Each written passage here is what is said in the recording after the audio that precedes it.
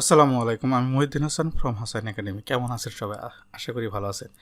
আজকের এই লেকচারে মাইক্রোসফট ওয়ার্ডে কীভাবে কমেন্টস অ্যাড করা যায়, অর্থাৎ আমরা এক্সেলে কিন্তু সহজে কমেন্টস অ্যাড করতে পারি।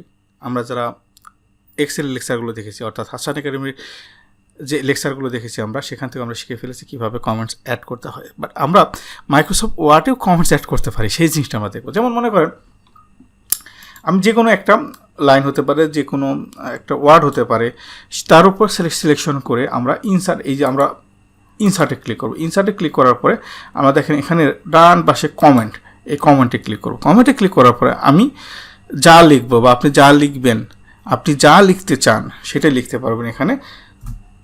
যেমন আমি যদি এখানে লিখি দিস ইজ ম্যাক্রো লেকচার বা বিবি লেকচার।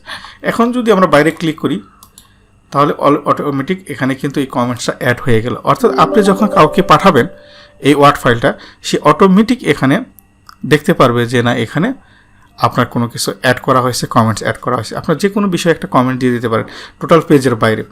এখন এখানে যদি আপনাকে সে রিপ্লাই দেয়, সে কিন্তু আবার রিপ্লাই দিতে পারবে। এখানে রিপ্লাইতে ক্লিক করলে অটোমেটিক, যেমন আমি যেহেতু রিপ্লাই দিচ্ছি, ক্লিক করেছি যে এই জন্য আমার নামটা এখানে শো করতেছে। আবার যদি আমি রিপ্লাইতে ক্লিক করি আবার শো হবে।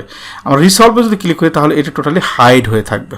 তো এখন কথা হলো যে আপনি যে কমেন্টস অ্যাড করেছেন, এই কমেন্টসগুলো কি আমরা রিওপেন কীভাবে করবো? আবার রিওপেনে যদি ক্লিক করি তাহলে আবার রিওপেন হয়ে যাবে। এখন আপনি চাচ্ছেন যে না, এইটা আরেকটা ওয়েতে আমরা দেখবো, অর্থাৎ এগুলো ডিলিট করে ফেলবো।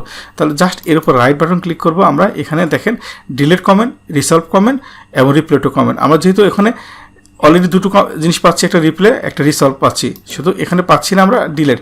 তাহলে যদি আমরা এখানে ডিলিটে ক্লিক করি তাহলে অটোমেটিক আমার যাকে সিলেকশন করে আমরা ডিলিট করতেছি সেগুলো আমাদের ডিলিট হয়ে যাবে অলরেডি অটোমেটিক।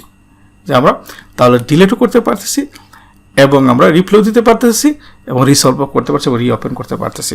আশা করি এই জিনিসটা আপনাদের দরকার হবে। যারা ওয়ার্ড নিয়ে অনেক বেশি কাজ করে তাদের অবশ্যই দরকার হবে। লেকচারটি যদি ভালো লেগে থাকে তাহলে অবশ্যই শেয়ার এবং কমেন্টস করবেন, নিজে শিখবেন, অন্যদের শেখাবেন। আর যারা আমার এই চ্যানেলে নতুন তারা অবশ্যই সাবস্ক্রাইব করবেন, কারণ আমি প্রায় নতুন নতুন বিষয় নিয়ে লেকচার দিয়ে থাকি। ভালো থাকবেন সবাই। আসসালামু আলাইকুম।